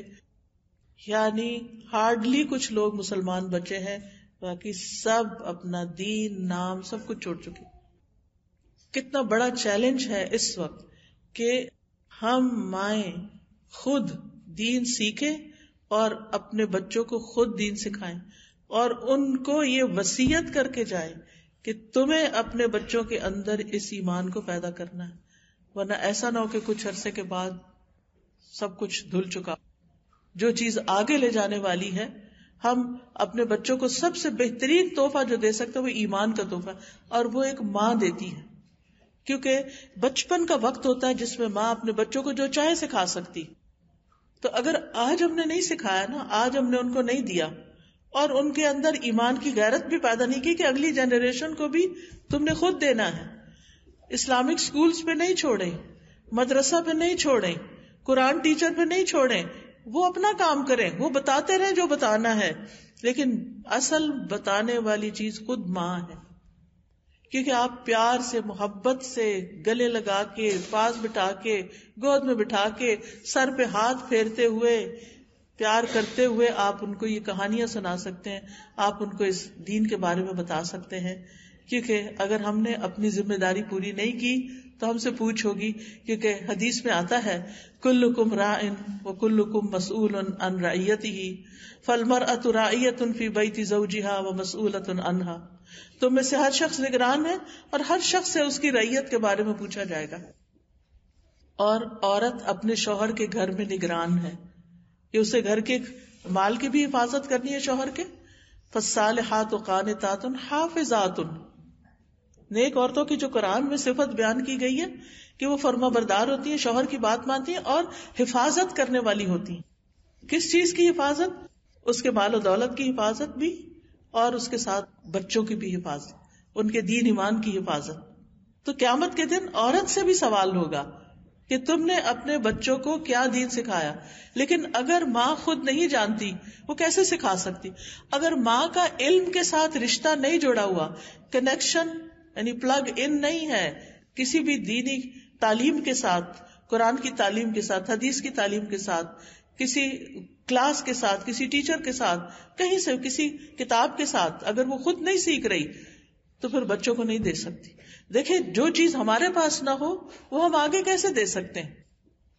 جس کا مزہ ہم نے نہیں چکھا وہ ہم بچوں کو کیسے دے سکتے ہیں؟ آپ بچوں کو کھانا کیسے کھلاتے ہیں؟ آپ پہلے تھوڑا سا چکھ کے کہتے اوہ مزہ آ گیا، بہت اچھا، یقین مانو بہت اچھا، ایک چمچ تم بھی لے کے دیکھو. اور پھر ایک چمچ چکھاتے، پھر کہتے اچھا ایک اور لے لو، پھر تیسرا بھی ڈال دیتے ہیں منہ میں، پھر کہتے تھوڑا سا ساتھ بھی لے جاؤ. کتنی محنت کرتے ہیں ہم بچوں کو کھانا کھلانے پر. بڑے بڑے بھی ہو جاتے ہیں تو ہم ان کے پیچھے لگتے ہیں، کھانا کھا لو، کھانا نہیں کھاتے تو دل کو کچھ ہوتا ہے. آج بچے نے صحیح کھانا نہیں کھایا، آج اس نے ناشتہ نہیں کیا، دھیان ادھر ہی لگا رہتا ہے. ایک عجیب سی اندر ایک چیز مس کر رہے ہوتے ہیں نا آپ. جب بچہ صحیح سے نہیں کھاتا یا اس کی نیوٹریشن کم ہوتی ہے یا وہ کمزور ہو رہا ہوتا ہے یا کسی بھی طرح، اس سے زیادہ فکر ہونی چاہیے ان کے ایمان کی. آج میں نے بچے کو کوئی اچھی بات نہیں بتائی، آج میں نے اس کے دین کی کوئی حفاظت نہیں کی، آج میں نے اس کو کوئی نصیحت نہیں کی. اگر دن کا صرف 1 منٹ بھی آپ دے دیں نا بچوں کو تو مہینے میں 30 منٹ تو ہو ہی جائیں گے نا. بہت زیادہ نہ بھی دیں، ایک بات سوچ کے رکھا کریں، تیار کر کے رکھا کریں اور اس کے لیے مطالعہ کیا کریں کہ کون سی اچھی بات، یعنی میں کانشیسلی سوچتی ہوں کون سی اچھی بات بتانی ہے. اور جب تک ہم ایفرٹ نہیں لگائیں گے یہ اتنا آسان نہیں، کیونکہ باہر کی آندیاں بہت تیز ہیں. اتنی تیز آندیاں ہیں نا باہر معاشرے کے اندر خرابیوں کی کہ بڑے بڑے درخت اکھاڑ دیتی ہیں، بڑے بڑے ایمان والوں کو ہلا دیتی ہیں. اتنے چیلنجز ہیں ہمارے یوتھ کے لیے، بچوں کے لیے. اس لیے بہت ضروری ہے کہ خود بھی اور ان کو بھی ایسی جگہوں پر لے کر جائیں کہ جہاں سے ایمان تازہ ہو، جہاں وہ مزید آگے بڑھیں اور اس کے لیے ایفرٹ لگائیں. اس بات پہ نہیں چھوڑیں ان کا باپ انہیں نہیں جمعے پہ لے کے جاتا، یہ تو اسی کی ڈیوٹی ہے، میں کیا کروں، میں تو خود مصروف ہوں، میں نہیں یہ کر سکتی. ہم اسکول چھوڑ لیتے ہیں، ہم مارکیٹ لے جاتے ہیں، ہم کھانے پہ لے جاتے ہیں، ان کو آؤٹنگ پہ لے جاتے ہیں، ہم مسجد کیوں نہیں لے جا سکتے؟ ہماری پرائرٹی نہیں ہے نا اس طرح. لیکن یہ تو ہم ہی کو کرنا ہوگا. جس جگہ پر ہم ان کو لے آئے ہیں پھر ہم ہی کو ایفرٹ لگانی ہوگی، ورنہ پھر ہمارے لیے آئندہ نسلوں میں کیا صدقہ جاریہ باقی رہ جائے گا. اسی طرح نبی صلی اللہ علیہ وسلم کے اپنے ساتھیوں کے ساتھ، اپنے دوستوں کے ساتھ بہت اچھا اخلاق تھا. آپ انصار سے ملنے کے لیے جاتے، ان کے گھروں میں جاتے، ان کے بچوں کو سلام کرتے، بچوں کے سر پہ ہاتھ پھیرتے، ان کو دعا دیتے، ان کے لیے دعائیں کرتے، یعنی یہ ساری چیزیں. پھر اسی طرح آپ مجلس میں بیٹھتے تھے، زیادہ خود خاموش رہتے تھے، کم ہنستے تھے. آپ کی موجودگی میں صحابہ شعر بھی سنا دیتے تھے، پوئٹری بھی سناتے تھے، اپنے معاملات کا، مسائل کا ذکر بھی کرتے. وہ ہنستے بھی تھے، لیکن نبی صلی اللہ علیہ وسلم کسی وقت اسمائل کر دیتے تھے. پھر اسی طرح آپ فرماتے ہیں، میں مومنوں کے لیے ان کی جانوں سے بھی زیادہ نزدیک تر ہوں. چنانچہ جو کوئی مال چھوڑ جائے تو وہ اس کے گھر والوں کا حق ہے. مال کس کے لیے؟ گھر والوں کے لیے. جو کوئی قرضہ چھوڑ جائے یا اس کے بچے چھوٹے ہیں تو وہ میری ذمہ داری ہے، وہ میرے ذمہ ہے. سبحان اللہ، یہ آپ اپنے صحابہ کے بچوں کے لیے کہہ رہے ہیں. پھر اسی طرح جریر بن عبداللہ کہتے ہیں، میں جب سے اسلام لایا رسول اللہ صلی اللہ علیہ وسلم نے مجھے گھر آنے سے روکا نہیں. میں آپ کے گھر آ جاتا تھا اور جب بھی آپ مجھے دیکھتے ضرور مسکراتے، یعنی کبھی ایسا نہیں ہوا کہ آپ نے مجھے دیکھا اور آپ نے اسمائل نہیں دی. پھر شفقت کے ساتھ ان کو تعلیم دیتے تھے. پھر اسی طرح عام لوگوں کے ساتھ کیسا سلوک تھا، کمزور لوگوں کا خیال رکھتے تھے. نبی صلی اللہ علیہ وسلم کمزور لوگوں کے پاس جاتے خود، یعنی مالی اعتبار سے یا جسمانی یا معذور افراد جو ہوتے ہیں ان سے ملاقات کرتے، ان کے مریضوں کی بیمار پرسی کرتے، ان کے جنازوں میں حاضر ہوتے. آپ چلنے میں پیچھے رہتے، کمزور کو چلاتے، اپنے پیچھے سوار کر لیتے، سواری پہ بٹھاتے، ان کے لیے دعا کرتے. سیرت پڑھتے ہوئے ایک چیز آپ بہت نوٹ کریں گے کہ آپ صلی اللہ علیہ وسلم جس سے ملتے، جس کے ساتھ بھی ہوتے، ان کو دعا دیتے تھے. ہمیں ایک دوسرے کے لیے بہت دعائیں کرنی چاہیے. جس کے بارے میں بھی کوئی سنے، کوئی بیمار ہے، کوئی تکلیف میں ہے، کوئی غم میں ہے، تو صرف سامنے نہیں، پیچھے بھی اس کے لیے دعا کر. جب اس کا خیال آئے تو اس کے لیے دعا کر دیں. یہ نبی صلی اللہ علیہ وسلم کا اخلاق تھا، یہ آپ کی خیر خواہی تھی، یہ آپ کی محبت تھی. پھر آپ ان کی ضروریات پوری کرتے تھے. لوگوں کی آپ تک ایکسس بہت آسان تھی. لوگوں کو آپ سے دھکیلا نہیں جاتا تھا، مارا نہیں جاتا تھا، پیچھے نہیں ہٹایا جاتا تھا کہ نہیں پیچھے ہٹ جاؤ، نہیں. پھر اسی طرح اگر کسی سے کوئی غلطی ہوتی تو آپ جنرلی بات کرتے، لوگوں کو کیا ہو گیا کہ ایسا کیوں کرتے ہیں. پھر لوگوں کے ساتھ احسان بھی کرتے تھے. ایک بڑا دلچسپ واقعہ کہ حنین کے دن ایک صحابی کہتے ہیں عبداللہ بن ابو بکر کہ حنین کے دن میں آپ سے ٹکرا گیا اور میرا پاؤں جس میں ایک بڑی بھاری جوتی تھی وہ آپ کے پاؤں کو روند گئی. آپ سوچ سکتے کتنی تکلیف ہوئی ہوگی. آپ نے اپنے ہاتھ میں پکڑے ہوئے کوڑے کے ساتھ مجھے چوکا دینی، پیچھے ہٹائے، ایک نیچرل ریاکشن ہوتا ہے اس وقت، اور کہا بسم اللہ، تم نے مجھے تکلیف دی ہے. وہ کہتے ہیں کہ میں ساری رات اپنے نفس کو ملامت کرتا رہا کہ میں نے اللہ کے رسول صلی اللہ علیہ وسلم کو تکلیف دی. آپ سوچ سکتے کہ جس انسان سے آپ کو بہت محبت ہوتی ہے نا، اگر آپ اس کو تکلیف دے دیں نا کسی وجہ سے، غلطی سے بھی، تو آپ خود تکلیف میں آ جاتے ہیں. آپ بچے کو ڈانٹ دیں، کتنی ماں کو آپ نے دیکھا ہوگا کہ بچوں کو مار کے خود بھی رونا شروع کر دیتی، یعنی محبت ہوتی ہے ڈسپلن کرنے کے لیے، ان کے ساتھ سختی کرنے پر خود بھی روتی. ڈانٹ دیں پھر اس کے بعد خود. تو اب ہوا کیا؟ وہ کہتے ہیں کہ رات میں نے ملامت میں گزاری. میں یہی کہہ رہا تھا کہ میں نے رسول اللہ صلی اللہ علیہ وسلم کو تکلیف دی. وہ رات میں نے ایسی گزاری کہ اللہ ہی بہتر جانتا ہے. جب صبح ہوئی تو ایک آدمی کہہ رہا تھا فلاں شخص کہاں ہے. میں نے کہا اللہ کی قسم یہ مجھے ہی ڈھونڈ رہا ہے، اور جو کل ہوا ہے اب میری کوئی پیشی ہونے لگی ہے. کہتے ہیں میں چلا تو گیا نبی صلی اللہ علیہ وسلم کے پاس. میں خوف زدہ تھا کہ پتہ نہیں اب میری کیا شامت آتی ہے. تو آپ نے مجھ سے کہا بے شک تم نے کل اپنے جوتے کے ساتھ میرے پاؤں کو روندا، مجھے تکلیف دی، اور میں نے کوڑے کے ساتھ تمہیں چوکا لگا دیا. یہ 80 دمبیاں ہیں اس کوڑا لگانے کے بدلے. اور ایک روایت میں گائے آتا ہے، یہ 80 گائے ہیں اس یعنی وہ ایسے ہوتا ہے نا، اگر کوئی ہمارے اوپر چڑھ رہا ہو تو ہم ایک دم پیچھے ہاتھ کر دیتے ہیں کہ پیچھے پیچھے پیچھے، یعنی بچاتے ہیں. اس بچانے میں آپ کے ہاتھ میں جو چیز تھی آپ نے اس سے اس کو پیچھے کیا تھا، لیکن اگلے دن صرف اس اتنی تکلیف دینے کا آپ نے اتنا بڑا انعام دیا، یہ اس کا بدلہ دے رہا. آپ سوچئے یہ اخلاق کہاں ہے، کدھر ہے یہ اخلاق کہ ہم کسی کو تکلیف دے کے پھر سوری بھی کبھی نہ کریں. یہ میری باتوں سے آپ ہرٹ ہو گئے ہوں گے، سوری. پھر اسی طرح حضرت انس کہتے ہیں کہ میں رسول اللہ صلی اللہ علیہ وسلم کے ساتھ چل رہا تھا، آپ کے جسم پر نجران کی بنی ہوئی موٹے حاشیے کی چادر تھی.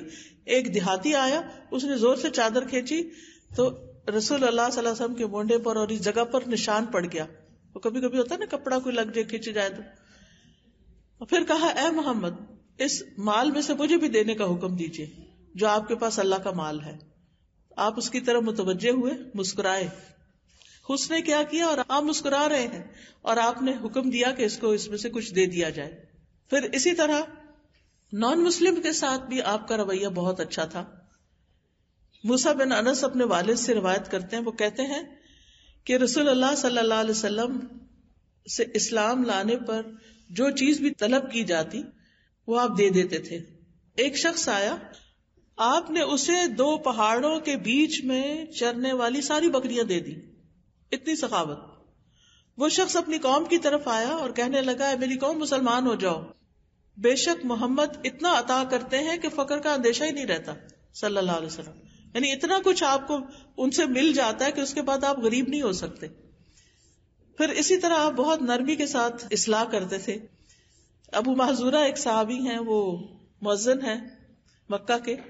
وہ کہتے ہیں ہم چند نوجوانوں کے ساتھ نکلے، حنین کے راستے میں تھے، تو راستے میں ہمارا نبی صلی اللہ علیہ وسلم سے آمنا سامنا ہوا.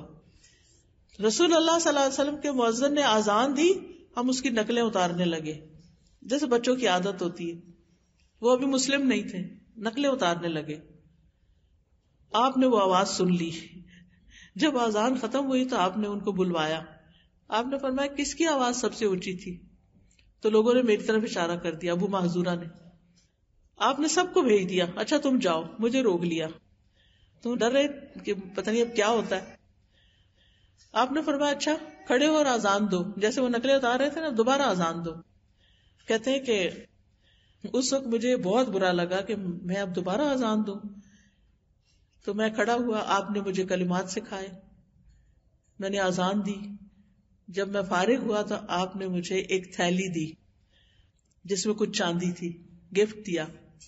اور پھر آپ کی پیشانی پر اپنا ہاتھ رکھا اور 2 مرتبہ چہرے پر پھیرا، پھر یہاں جگر پر بھی پھیرا، یہاں تک کہ پورے اگلے حصے پر نبی صلی اللہ علیہ وسلم نے ان کے سینے پہ ہاتھ پھیرا اور فرمایا اللہ تمہیں برکت دے. تو آپ سوچئے ان کے دل کا حال کیا ہوا ہوگا. انہوں نے کہا کہ اللہ کے رسول صلی اللہ علیہ وسلم مجھے مکہ کا مؤذن مقرر کر دیں. اور آپ نے کہا کہ میں اسی وقت اس کا حکم دیتا ہوں. اور کہتے ہیں کہ بس اس کے بعد میرے دل سے آپ کی جو نفرت تھی اور جو بھی برے خیال سب ٹھیک ہو گئے. لوگ اس طرح اسلام قبول کرتے تھے. اور ہمارے جیسا اگر کوئی دیکھ لے مسجد میں کوئی بچہ شرارت کر رہا ہے، کیا کرتے ہیں ہم سلوک؟ ایسے پیش آتے کہ دوبارہ وہ کبھی نہ آئے. بچے مسجد سے ہی متنفر ہو جاتے ہیں جب بڑے ان کو وہاں ڈانٹ ڈپٹ کرتے ہیں یا ان کے ساتھ بری طرح پیش آتے ہیں. تو نبی صلی اللہ علیہ وسلم کا اخلاق کیسا تھا اور ہم کیا کر رہے ہیں؟ اسی طرح نان مسلمز کے ساتھ وہ احسان کا معاملہ کرتے تھے. ایک سفر پر پانی ختم ہو گیا تو صحابہ ڈھونڈنے کے لیے ادھر ادھر نکلے تو ایک عورت ملی جو پانی لے کے جا رہی تھی. تو وہ اس کو پکڑ کے لے آئے نبی صلی اللہ علیہ وسلم کے پاس، اس کے اونٹ سمیت. پانی لایا گیا، رکھا گیا. آپ نے اپنے ہاتھ رکھے اس میں اور صحابہ کو وہ پانی دیا. سب نے پینا شروع کیا. وہ دیکھ رہی تھی میرے پانی کے ساتھ کیا ہو رہا ہے. اور جب سب پانی لے چکے تو دیکھا کہ اس کے مشکیزوں میں پہلے سے بھی زیادہ پانی ہے. یہ برکت تھی آپ کی. آپ نے فرمایا کہ سب لوگ اپنا کھانا لے کر آؤ. اس سے ڈھیر سا کھانا جمع کیا اور اس عورت کو وہ پانی بھی اور کھانا بھی ساتھ دے کے رخصت کیا. اور پھر کچھ عرصے کے بعد وہ عورت مسلمان ہوگی، اس کا قبیلہ بھی مسلمان ہو گیا. یعنی آپ نے اس کے ساتھ زیادتی نہیں کی، کہ اس کا پانی چھین کے اس کا جاؤ. وہ کر سکتے تھے, جنگل میں کون پوچھتا, لیکن آپ نے نہ صرف یہ کہ پانی اور دیا اور کھانا بھی دیا. اسی طرح دشمنوں کے ساتھ بھی آپ بڑے سراپا رحمت تھے. ابو ہریرہ کہتے ہیں کہ آپ سے عرض کیا گیا اللہ کے رسول صلی اللہ علیہ وسلم مشرکین کے خلاف بد دعا کیجیے. آپ نے فرمایا اللہ نے مجھے لعنت کرنے والا بنا کے نہیں بھیجا. کیوں بد دعا کرے, ہدایت کی دعا کرنے. آپ کو معلوم ہے طائف کے سفر پر کس طرح آپ کو زخمی کیا گیا, لیکن آپ نے کیا کیا, فرشتہ آیا آپ کے پاس, جبریل علیہ السلام آئے, انہوں نے آ کے کہا یہ پہاڑوں کا فرشتہ آپ سے اجازت چاہتا ہے, آپ فرمائیں تو یہ دونوں پہاڑوں کے بیچ میں اس پوری قوم کو پیس کے رکھ دیں. آپ نے دعا کے لیے ہاتھ اٹھا دیا, اللہ ان کو ہدایت دے, چھوڑ دو, شاید ان کی نسلوں میں کوئی مسلمان ہو. اور آپ دیکھتے ہیں کہ اس کے بعد محمد بن قاسم اسی نسل میں سے تھے. پھر اسی طرح بعض اوقات آپ کے دشمن آتے, آپ کے ساتھ بدتمیزی کرتے, لیکن آپ ان کو بہت اچھے سے جواب دیتے, یعنی بدلہ نہیں لیتے تھے, خیر کی توقع ہی رکھتے تھے لوگ ان سے. جان کے دشمن کے ساتھ بھی احسان. آپ کو وہ معلوم ہوگا کہ ہجرت کے سفر میں سراقہ پیچھے آ گیا تھا, پھر اس کا گھوڑا دھس گیا, تو سراقہ کہنے لگا مجھے پتا ہے آپ نے میرے لیے بد دعا کی ہے, آپ میرے لیے دعا کر دیں, اللہ کی قسم اب جو آپ کی تلاش میں آئے گا میں اس کو بھی واپس کر دوں گا. تو آپ نے اس کے لیے دعا کی اور وہ اس میں سے نکل آیا. پھر اسی طرح جب آپ پر جادو کیا گیا تھا تو پتا چل گیا کہ کس نے جادو کیا, لیکن آپ نے اس سے انتقام نہیں لیا.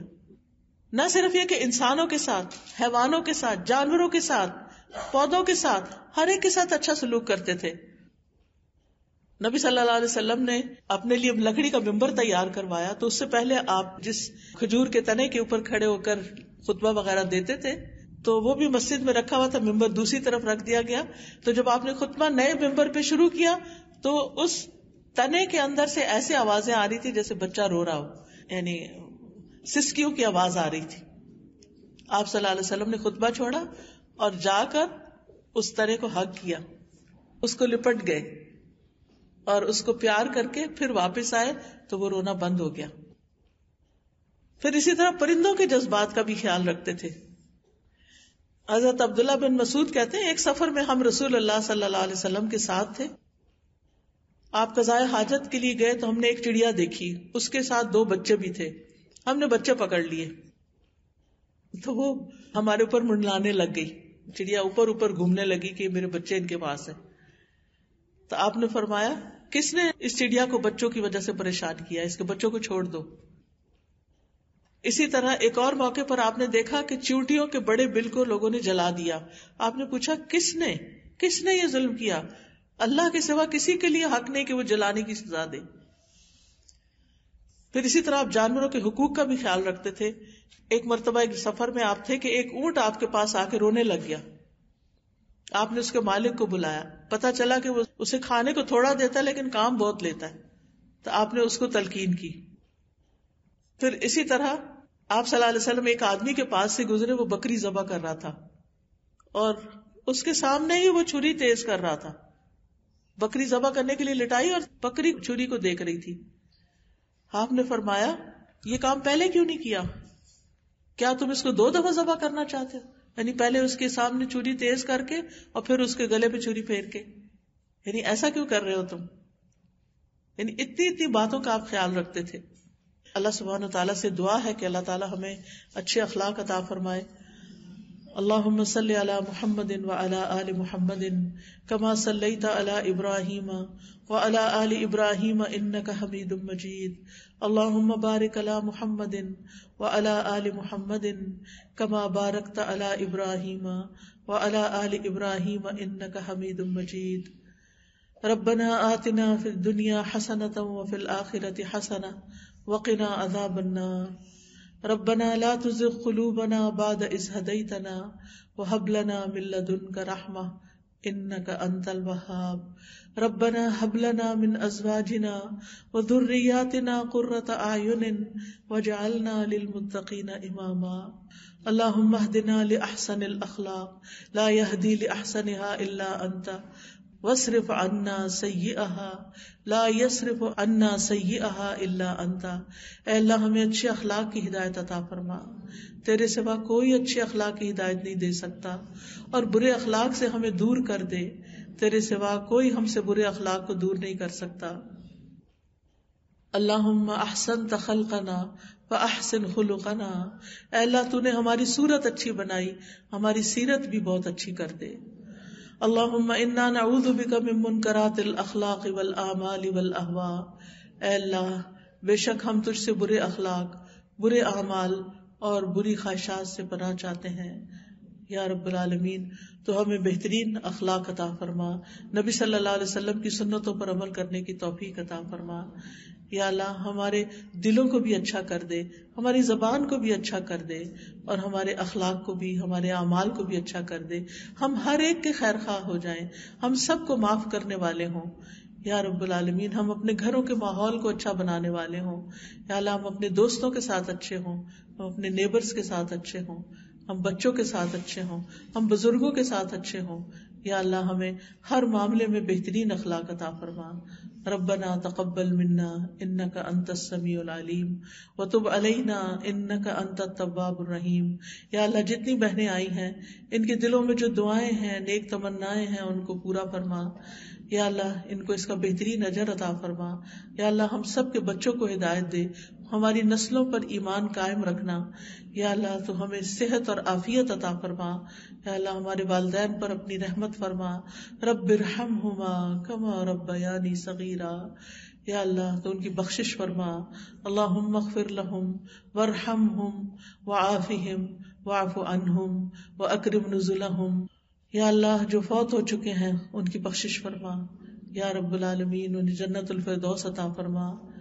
یا اللہ تو ہمارا بھی ایمان پر خاتمہ کرنا، اور ہمیں علم کا شوق اور علم کی محبت اور مرتے دم تک سیکھتے سکھاتے رہنے کی توفیق عطا فرما. ہمارے لیے زندگی کو آسان کر دے، ہماری ساری مشکلات دور فرما دے. تو ہم سب کی حفاظت فرما، ہم سب کو عافیت عطا فرما. ربنا تقبل منا انک انت السمیع العلیم وتب علینا انک انت التواب الرحیم. وصلی اللہ تعالی علی خیر خلقہ محمد وعلی آلہ واصحابہ واہل بیتہ اجمعین برحمتک یا ارحم الراحمین.